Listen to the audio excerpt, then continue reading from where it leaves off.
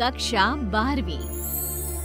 पाखी एक multinational company में काम करने के साथ सोशल एक्टिविस्ट भी होती है, जो ऑफिस खत्म होने के बाद शाम को घर आकर जरूरतमंद छोटे बच्चों को फ्री में पढ़ाती है। उसकी इस खूबी से बाकी लोगों के साथ सास भी बहुत खुश होती है। तुम सच में बहुत अच्छा काम कर रही हो बेटा, बस ध्यान रखना बच्चे आधे रास्ते में कहीं भटक ना जाए। भटकने से मेरा मतलब सिर्फ गलत काम करना नहीं है। कोई घर की जरूरत के लिए नौकरी करने लगे या किसी के घर वाले उसकी शादी करा दे, यह भी तो मंजिल से भटकना ही होता है ना। वाओ मम्मी, मुझे नहीं पता था कि आप पढ़ाई को लेकर इतनी पर्टिकुलर हो। पर फिक्र मत कीजिए, इनके साथ ऐसा कुछ नहीं होगा। बहू की बात पर मुस्कुराकर सास चली जाती है और पाखी बच्चों को पढ़ाने में बिजी हो जाती है। उसी रात पाखी और विराट साथ बैठकर बातें कर रहे होते हैं, जिसमें बहू सास की पढ़ाई को लेकर नजरिए का विराट के सामने जिक्र करती है। हाँ, मुझे सब पता है। ऐसे ही नहीं ये नालायक लड़का इतना पढ़ लिया। वो मम्मी ही तो है जिन्होंने बचपन से खाना खाया या नहीं से ज्यादा पढ़ाई की या नहीं पूछ पूछ कर मुझे इतना पढ़ने पर मजबूर कर दिया। वो हमेशा मुझे पढ़ाई और सेल्फ इंडिपेंडेंट होने की इम्पोर्टेंस याद दिलाती रही, और आज मेरी ये सरकारी नौकरी, इतनी अच्छी पोस्ट, उसी का तो नतीजा है। वाह, अगर मम्मी इतनी पढ़ी लिखी है तो कोई जॉब क्यों नहीं करती? और अगर जॉब नहीं करती तो मेरे साथ बच्चों को ही पढ़ा ले।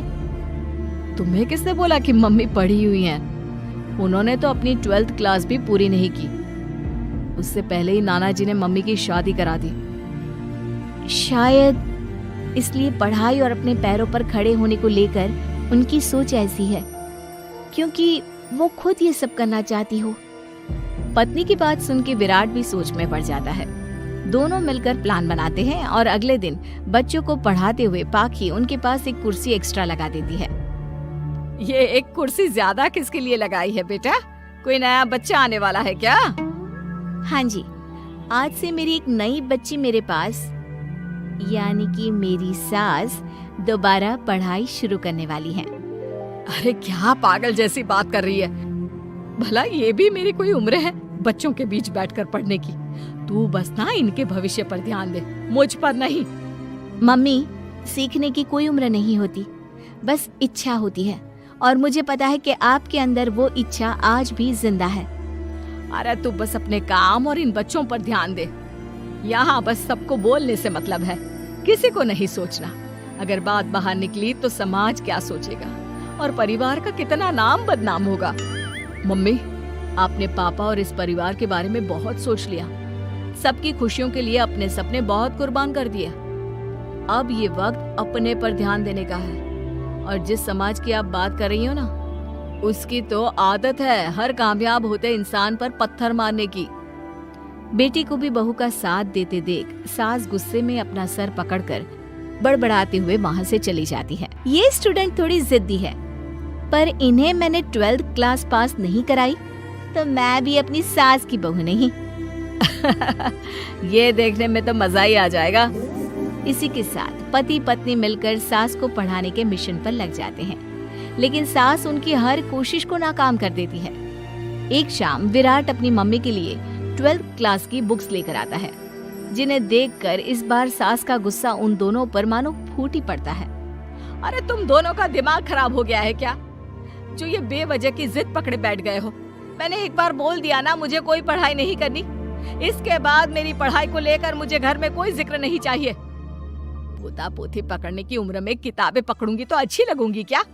अरे परिवार का मजाक बन जाएगा। मम्मी, पोते पोती आप पढ़ने के बाद भी तो खिला सकती हो।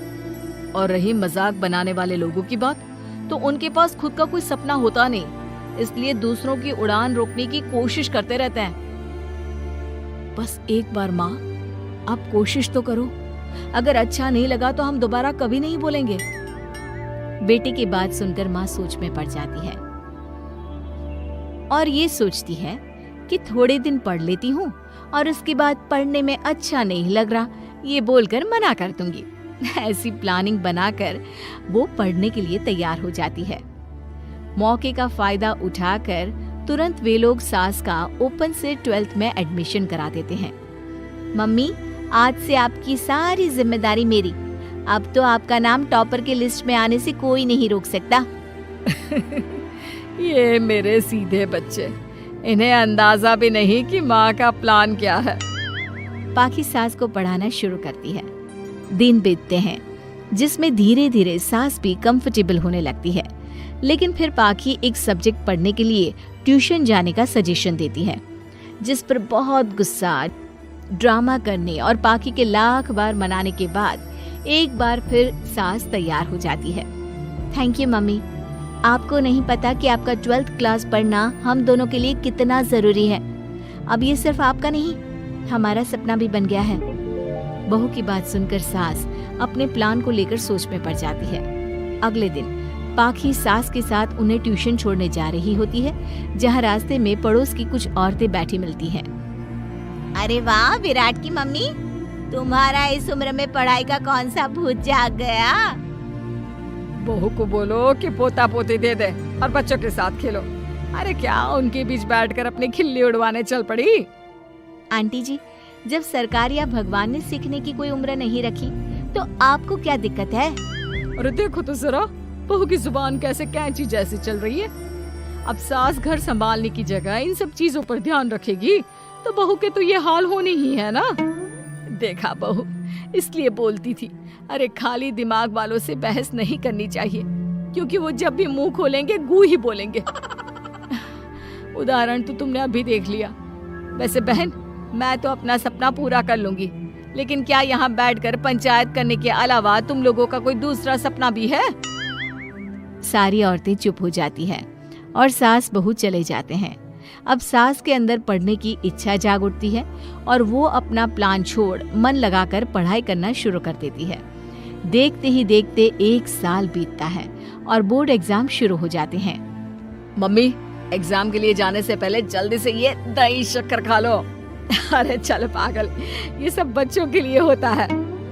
अभी आप भी हमारे लिए स्कूल में एग्जाम देने वाली बच्ची ही तो हो।